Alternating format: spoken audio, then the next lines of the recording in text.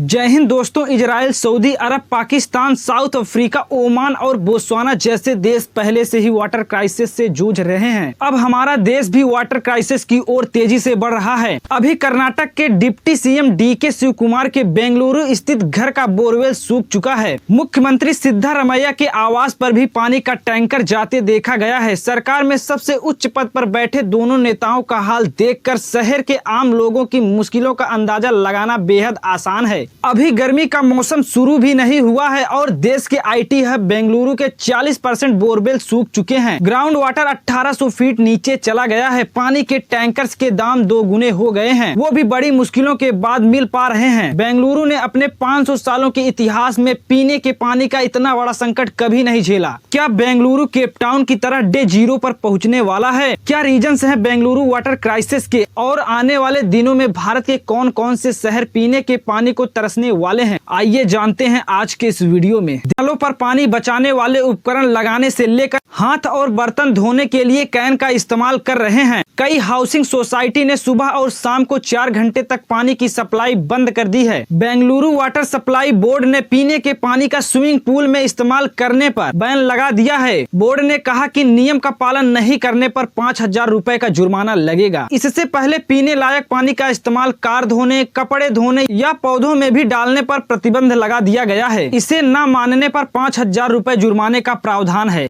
Social media पर लोग राज्य के सीएम सिद्धारमैया से आईटी कंपनियों के लिए वर्क फ्रॉम होम अनिवार्य करने की गुहार लगा रहे हैं, ताकि शहर में या उसके बाहर घर जाकर इस परेशानी से निजात पा सकें। कोचिंग सेंटर और स्कूलों ने बच्चों को स्कूल आने के बजाय घर से ही क्लास लेने की सलाह दी है। IIM बेंगलुरु पानी के दोबारा इस्तेमाल करने पर काम कर रहा है। एक अन्य तकनीकी विशेषज्ञ दीपक राघव ने बताया कि वे कोलकाता से आए हैं। उन्होंने कहा कि उन्हें हर हफ्ते 6000 लीटर पानी के लिए 1500 रुपए का भारी भुगतान करना पड़ता है, क्योंकि किराए के घर में ट्यूबवेल सूख गया है। भारतीय प्रबंधन संस्थान बेंगलुरु IIM ने कहा, IIMB अपने सीवेज ट्रीटमेंट प्लांट के माध्यम से प्रतिदिन 2.5 लाख लीटर से अधिक पानी दोबारा उपयोग करने लायक बना रहा है। इसका दायरा बढ़ाने के लिए 57 कृत्रिम गड्ढों की खुदाई की गई है। 17 कुएं बन रहे हैं। भारत के दक्षिणी हिस्से में कर्नाटक की राजधानी बेंगलुरु है। यहाँ करीब 1.5 करोड़ लोग रहते हैं। 67,000 IT कंपनियों के साथ ये देश का आईटी हब है। बेंगलुरु में रोजाना करीब 200 करोड़ लीटर पानी की खपत होती है, जिसमें 145 करोड़ लीटर कावेरी नदी से और करीब 55 करोड़ लीटर बोरवेल के जरिए आता है। बेंगलुरु जल निगम ने शहर में 257 ड्राई स्पॉट चिन्हित किए हैं, जहां पीने के पानी की किल्लत है। इनमें महादेवपुरा, RR नगर, बोम्मनहल्ली, यलहंका और दसरहल्ली इलाके शामिल हैं। बेंगलुरु में किस कारण वाटर क्राइसिस बढ़ रहा है? कमजोर मानसून की वजह से कावेरी नदी का जल स्तर और बेंगलुरु शहर का ग्राउंड वाटर लगातार गिर रहा है। रोजाना करीब 20 करोड़ लीटर पानी की कमी है। जल निगम के मुताबिक शहर में 10,995 बोरवेल हैं। इनमें से 3700 सूखने की कगार पर हैं और 1214 पूरी तरह से सूख चुके हैं। कई जगह नए बोरवेल खोदने के निर्देश दिए गए हैं। तमाम बहुमंजिला इमारतों के रहवासियों को आधी बाल्टी पानी नहाने और आधी से टॉयलेट साफ करने के निर्देश दिए गए हैं। पानी की कमी को टैंकरों के जरिए पूरा किया जा रहा है। डिमांड बढ़ने से उनके दाम भी 2 गुने हो गए हैं। पहले एक टैंकर 500 से 700 रुपए में आ जाता था, अब इसकी कीमत 1500 रुपए पार कर गई है। टैंकर्स ऑपरेटर्स के मुताबिक कई बार लोग रास्ते में ही टैंकर रोक लेते हैं और 3000 रुपए तक देने को तैयार हो जाते हैं। कई लोग फोन करते हैं कि 3 दिनों से वो बिना पानी के रह रहे हैं। रेडिट प्लेटफॉर्म पर एक यूजर ने लिखा कि उनके मोहल्ले में हफ्तों से सप्लाई का पानी नहीं आया है। बिना फ्लश टॉयलेट में दूर से ही बदबू आती है। नित्य क्रिया के लिए लोग मॉल के टॉयलेट में जाने लगे हैं। विजयनगर के इलाके कोचिंग सेंटर ने छात्रों से ऑनलाइन क्लासेस लेने को कहा है। पानी की कमी से कुछ प्राइवेट और सरकारी स्कूलों ने छुट्टी कर दी है। बृहद बेंगलुरु महानगर पालिका ने लोगों से पीने के पानी से गाड़ी धुलने और उसका गार्डन में इस्तेमाल पर पाबंदी लगाई है। उल्लंघन करने पर 5000 रुपए का जुर्माना लगेगा। डिप्टी सीएम डीके शिवकुमार ने कहा है, शहर के 3000 बोरवेल की तरह उनके घर का बोरवेल भी सूख गया है। शहर के सभी टैंकरों को अपने कब्जे में ले रहे हैं। पानी की किल्लत दूर करने के लिए हर संभव कोशिश करेंगे। बेंगलुरु इस हालत में कैसे पहुंचा? बेंगलुरु एक हिल स्टेशन जैसा है। समुद्र तल से ऊंचाई 920 मीटर है। भारत की 98% आबादी इससे कम एलिवेशन पर रहती है। 1961 तक बेंगलुरु में 262 झीलें और 70% हिस्सों में हरियाली थी, इसीलिए इसे गार्डन ऑफ लेक सिटी भी कहते थे। अब सिर्फ 81 झीलें बची हैं और महज 3% हिस्से में हरियाली है। 94% हिस्सों में कंक्रीट के जंगल खड़े हैं। बेंगलुरु शहर के आसपास की नदियां जैसे वृषभावती, अर्कावती, दक्षिण पिनाकिनी और चिन्नार नाले में तब्दील हो चुकी है। शहर में पानी का 70% हिस्सा फिलहाल कावेरी नदी से आता है। 200 किलोमीटर का ये सफर 3 स्टेप में होता है। कावेरी नदी से डाइवर्ट करके पानी 95 किलोमीटर दूर सिवान समुद्र तक लाया जाता है। यहाँ से 11 किलोमीटर दूर टीके हल्ली तक पानी पहुँचाने के लिए पाइपलाइन का इस्तेमाल किया जाता है। ट्रीटमेंट के बाद पंपिंग स्टेशन के जरिए 85 किलोमीटर दूर बेंगलुरु भेजा जाता है। जियो एनालिटिक्स एक्सपर्ट राज भगत पलानीसामी के मुताबिक बेंगलुरु के विस्तार और पानी के अत्यधिक इस्तेमाल से ऐसी स्थिति बनी है। बेंगलुरु में 10 साल पहले 250 फीट पर ग्राउंड वाटर मिल जाता था, अब 1800 फीट पर पहुंच गया है। ग्राउंड वाटर रिचार्ज का मैकेनिज्म बिगड़ गया है। एक्सपर्ट मानते हैं कि 1980 और 1990 के दशक में 200 किलोमीटर दूर कावेरी नदी से पानी लाने की मुश्किल शुरू हुई। इसमें खूब पैसा खर्च किया गया। दूसरी तरफ शहर की झीलों को दरकिनार किया गया।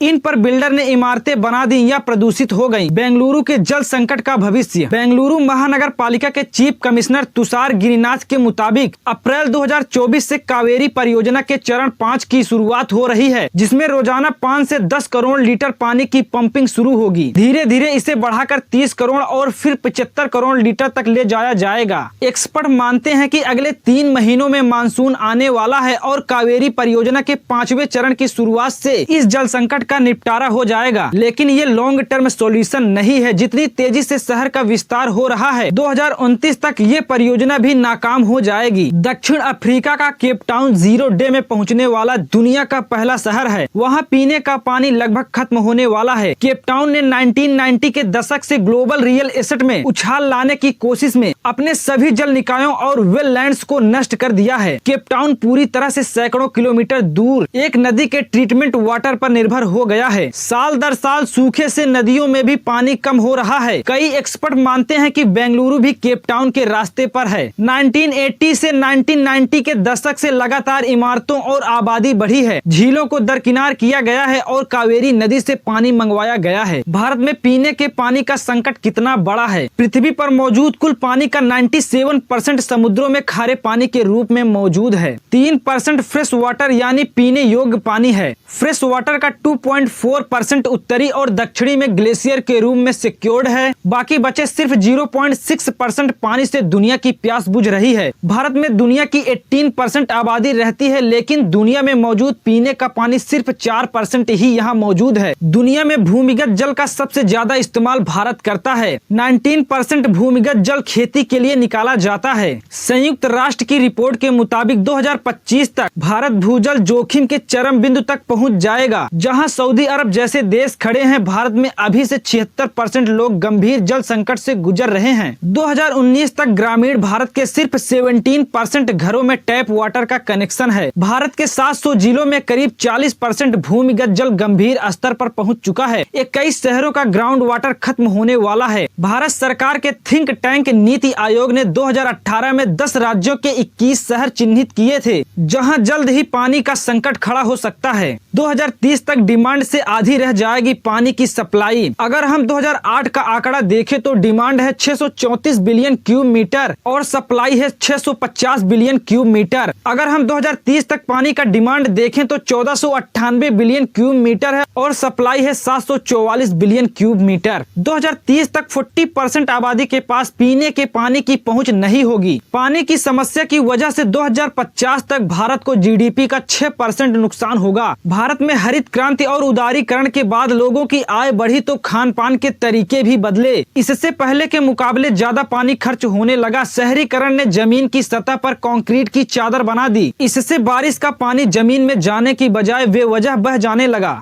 इससे हालात यहाँ तक पहुँच चुके हैं। पिछले कुछ सालों में भारत सरकार ने जल संकट से निपटने के लिए कई कदम उठाए हैं। जैसे पानी से जुड़े सभी पहलुओं के लिए एक जल शक्ति मंत्रालय बनाया गया है। इसमें पानी से जुड़े विवाद और नदियों से जुड़े मुद्दे आते हैं। दीनदयाल उपाध्याय ग्राम ज्योति योजना लॉन्च की गई। इसमें खेती के लिए अलग बिजली फीडर की शुरुआत हुई। ज्यादा इस्तेमाल पर इंसेंटिव घटाया गया। सिंचाई को ज्यादा प्रभावी बनाने के लिए प्रधानमंत्री कृषि सिंचाई योजना लॉन्च की गई। ग्राउंड वाटर पर लगाम लगाने के लिए केंद्र ने एक भूजल विधेयक फ्रेम किया है। इसमें भूजल पर राज्यों का नियंत्रण होगा। इजराइल वाटर कंजर्वेशन की एक मिसाल है। भारत ने उसके साथ मिलकर एक समझौता किया है। भारत के सभी घरों में टैप वाटर पहुंचाने के उद्देश्य से जल मिशन लॉन्च किया गया है। अटल भूजल योजना लॉन्च की गई, जिसके जरिए ग्राउंड वाटर रिचार्ज के प्रयास किए जा रहे हैं। दोस्तों, बेंजामिन फ्रैंकलिन का फेमस कथन है, when the wells dry we know the worth of water, यानी हम पानी की अहमियत तब जानेंगे जब कुआं सूख जाएगा। भारत में कुआं सूखने के कगार पर हैं। अब हमें पानी की अहमियत समझनी होगी। दोस्तों, मेरा आपसे निवेदन है कि आप लोग भी पानी को बचाएं। अगर पानी होगा तभी जीवन होगा। तो दोस्तों, ऐसी ही इंफॉर्मेटिव वीडियोस के लिए हमारे YouTube चैनल को सब्सक्राइब करके Facebook और Instagram पेज को फॉलो करना मत भूलिएगा। मिलते हैं अगली वीडियो में, तब तक के लिए जय हिंद, वंदे मातरम।